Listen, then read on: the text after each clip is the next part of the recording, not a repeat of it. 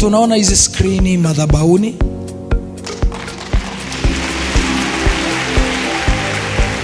Mwaka jana tarehe 31 mkesha wa kuvuka mwaka, tulikodi skrini kama hizi na zilikuwa na ukubwa huu, lakini kwa kukodi kwa usiku mmoja tulitumia milioni 16 kama sijasahau kwa kukodi.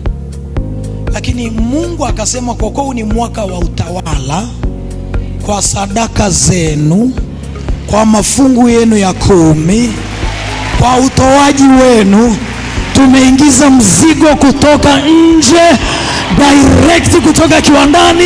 Hii ni kwa ajili ya huduma hii. Hii ni kwa ajili yenu wana wa Mungu. Hizi ni dhabihu zenu, hizi ni sadaka zenu. Wapi makofi ya utukufu? So kila mtu sasa anaona, hata aliyekaa kule mwisho, hizi zimetengenezwa kimaalum.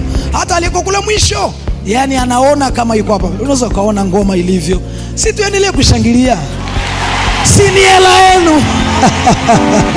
Tumshangilie tena Yesu. Tumshangilie tena Yesu. Watu wa Mungu, kwa kuwa dhabihu zenu, sadaka zenu zimeifanya kazi ionekane. Unaona video inavyoonekana vizuri.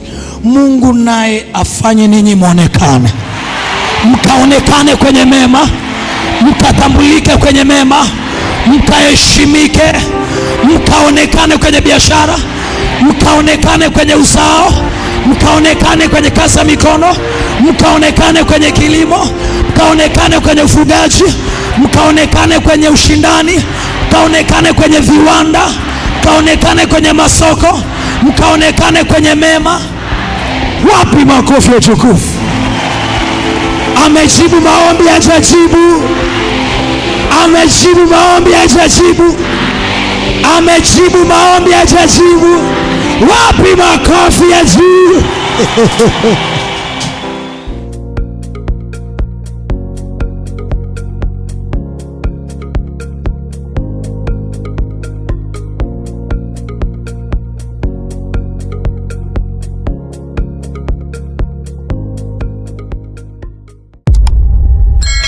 Wewe ambaye umeitazama video hii, ninakusihi na ninakuomba sana mtu wa Mungu, kwa kuwa mafundisho yetu yamekuwa kichochezi kikuu cha miujiza ya watu, kwa kuwa mafundisho yetu yamekuwa sababu kuu ya mabadiliko ya maisha na tabia za watu, ninakuomba nenda pale YouTube, alafu utasachi Mbingu Duniani TV. Ukishaona akaunti yetu pale, ninaomba usubscribe kwa ajili ya kuendelea kupata mafundisho, na Mungu akubariki na Mungu akutunze. Be blessed, na hakika maisha yako hayatabaki vile, kupitia neno ambalo Mungu analishusha kupitia sisi. Hallelujah.